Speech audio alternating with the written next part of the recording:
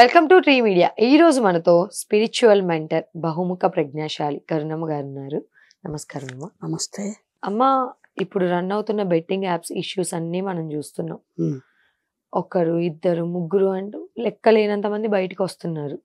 ఎంతో కొంత కష్టపడి ఒక సోషల్ మీడియా ప్లాట్ఫామ్ లో ఒక గుర్తింపును తెచ్చుకున్న వీళ్ళందరూ కూడా ఇలాంటి బెట్టింగ్ యాప్స్ ని ప్రమోట్ చేయడం ఎంతవరకు సబబమ్మ? ఎంతవరకు సబబు? అసలు అలాంటి పనులు చేయకూడదు, ఎవరు కూడా చేయకూడదు.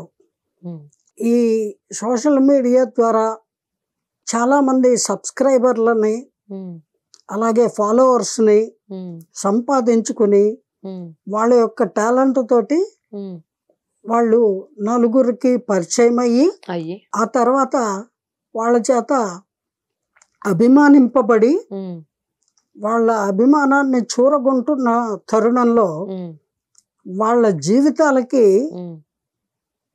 సర్వనాశనం చేసే విధంగా కొన్ని బెట్టింగ్ యాప్స్ ఏవైతే ఉన్నాయో వాటిని వీళ్ళు ప్రచారం చేయడము అనేది క్షమించరాని నేరము. ఎందుకంటే వాళ్ళు చెబితే వాళ్ళని అభిమానించే వాళ్ళు వినే ఆస్కారం ఉంది, దాన్ని ఫాలో అయ్యే అవకాశం కూడా ఉంది. అందువల్ల అటువంటి రాంగ్ రూట్ పట్టించేటువంటి యాప్స్ గురించి వీళ్ళు చెప్పడము, ప్రచారం చేయడము, తద్వారా వీళ్ళకి తాత్కాలికంగా ఆర్థికమైనటువంటి లాభం కలగచ్చు. కానీ వాళ్ళ లాభం కోసమని అనేక మందిని నష్టపరచడం అనేది ఎవ్వరూ క్షమించరు. వీళ్ళని పైగా ఈ మధ్య నిన్నో మొన్న చూశాను ఒక ప్రోగ్రాంలో, సోషల్ మీడియా టీవీ మాధ్యమాల ద్వారా సెలబ్రిటీలుగా చలామణి అవుతున్న కొందరు ఈ బెట్టింగ్ యాప్లకి వాళ్ళు వాళ్ళ ఫాలోవర్స్ని ఎంకరేజ్ చేస్తూ ప్రచారం చేశారు అని. అసలు వీళ్ళని సెలబ్రిటీ అన్న మాట వాడుతున్న వాళ్ళని జోడుచ్చుకు వాయించాలంటాను నేను. ఎందుకంటారమ్మా? వాళ్ళు సెలబ్రిటీలు అనే మాటకి అనర్హులు. ఎలా? సెలబ్రిటీ అంటే అర్థం ఏంటండి? సెలబ్రిటీ అంటే అనేక అంశాలలో వాళ్ళు ఆదర్శవంతులుగా ఉంటూ అలాగే సమాజానికి, దేశానికి, లేదా వాళ్ళు ఏ ఆర్ట్ ఫీల్డ్లో అయితే ప్రయాణం చేస్తున్నారో ఆ ఆర్ట్ ఫీల్డ్లో ఒక క్రమశిక్షణతో కూడిన సవ్యమైన మార్గాల్లో ముందుకి కొనసాగే వాళ్ళు, సమాజ హితవు కోరేవాళ్ళు, అలాగే సాటి మనుషుల మేలు కోరేవాళ్ళు, వాళ్ళని గౌరవించాలి. వాళ్ళని సెలబ్రిటీలుగా భావించినా తప్పులేదు. కానీ వీళ్ళల్లో ఏ ఒక్కరు కూడా ఆ మాటకి అర్హులు కాదు. అలా అయితే మనం చూసుకున్నట్టయితే పెద్ద పెద్ద బాలీవుడ్ హీరోలు కానీ హీరోయిన్స్ కానీ ఆల్రెడీ ప్రమోట్ చేశారమ్మా. అలాంటి వారిని అలా చూడాలి. వాళ్ళైనా సరే ఎవరైనా సరే అండి, నేరము చేస్తే నేరానికి ఎవరైనా శిక్షార్హులే.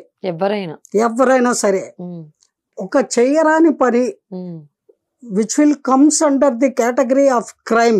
మాకు ఇది చేయడం తప్పు అని తెలియదు అని చెప్పేసి మాట్లాడుతున్నారు. అది తప్పించుకోవడానికి అనే మాటలో ఏం తెలీదు.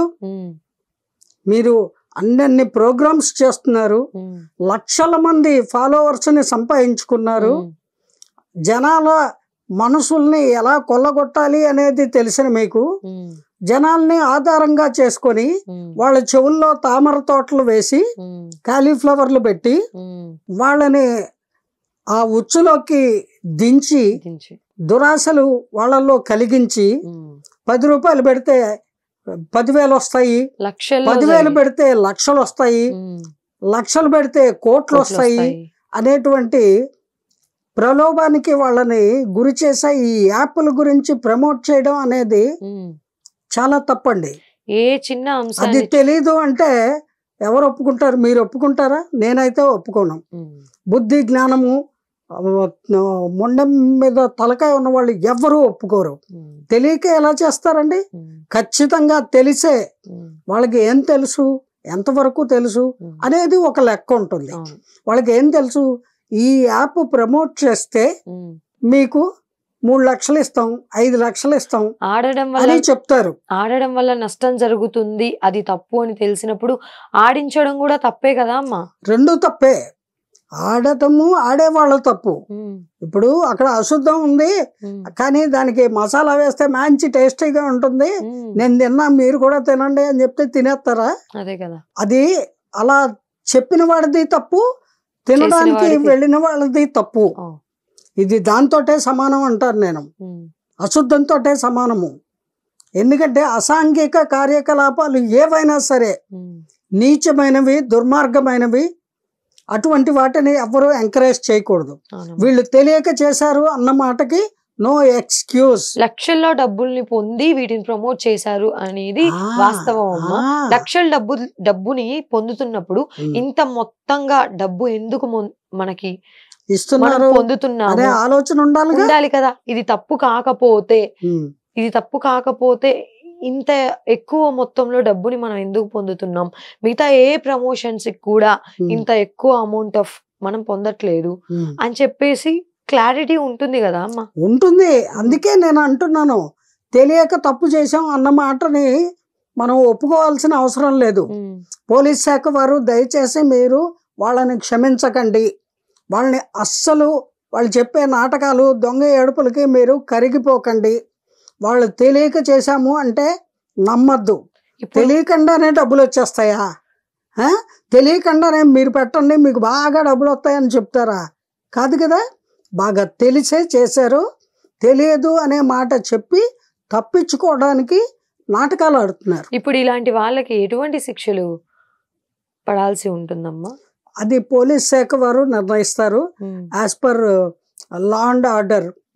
అలాగే మన చట్టాలు, మన న్యాయము వ్యవస్థలు ఉన్నాయి కదా, వాటి పరిధిలో ఇటువంటి క్రైమ్ చేసిన వాళ్ళకి ఎటువంటి శిక్షలు విధించాలి అనేటువంటిది ఒక లెక్క ఉంటుంది. దాని ప్రకారము ఇవి ప్రూవ్ అయిన తర్వాత వాళ్ళందరికీ ఖచ్చితంగా శిక్షలు ఉంటాయి.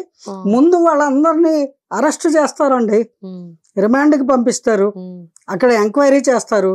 వాళ్ళకి ఏదో డ్రంక్ అండ్ డ్రైవ్ లో పుల్లబెట్టి చూసి వాళ్ళకి కౌన్సిలింగ్ ఇచ్చి వదిలేశారు మొదటి తప్పుగా అని అలా వదిలేస్తారని భ్రమ పడుతున్నారు. భ్రమల్లో ఉండకండి. అంతమందిని ముంచుతారా? మీరు మాత్రం హాయిగా కోట్లల్లో తేలుతూ, విమానాల్లో తిరుగుతూ, మేడలు, మిద్దెలు, కార్లు, నగలు, నట్రా కొనుక్కొని ఒక్క క్షణంలో బాగుపడిపోదాం అనుకుంటున్నారా? అది అశాశ్వతము, అది అన్యాయము, అది అక్రమ సంపాదన అనేది మీకు బాగా తెలిసి వచ్చేలాగా పోలీసు వారు తెలియచెప్తారు. అంచేత ఇది ఎవరు కూడా మాకు తెలియక చేశాము అంటే ఒప్పుకోవాల్సిన అంశం కాదండి. తెలిసే చేశారు. తెలియక అన్నమాట అంటే వాళ్ళకి ఎక్స్క్యూజ్ చేస్తారని అనుకుంటున్నారు. క్షమార్హత ఉండదు ఇటువంటి నేరాలకి. ఇవన్నీ కూడా సైబర్ క్రైముల కిందకే వస్తాయి. ఆర్థికమైనటువంటి నేరాలే ఇవి. ఆర్థికంగా వాళ్ళు లాభపడుతూ, అంటే వాళ్ళు పొందే లాభానికి ట్యాక్స్ డిడక్ట్ అయ్యి వస్తుందట. అందుకని మేము ట్యాక్స్ కట్టేశాము అని అంటే కుదరదు. అవి బ్యాన్ చేసినటువంటి గేమ్స్, ఆ జోదపు ఆటలు మన స్టేట్ లో, తెలంగాణలో గాని, ఆంధ్రాలో గాని, మరికొన్ని స్టేట్లలో ఆ జోదపు ఆటల్ని ఏవైతే జోదమనే అనాలి, ఖచ్చితంగా జోదము మీరు ఆడింది. జూదానికి మరో పేరు అంటారా? దీనికి బెట్టింగ్ యాప్స్. అబ్బా, ఇంగ్లీష్ లో బెట్టింగ్ అంటే సరిపోయిందా? పచ్చి జోదగాళ్ళు మీరంతా. మీకు ఉందండి, మీకు పళ్ళు అందిస్తారు పోలీస్ శాఖ వారు, అందుకోండి.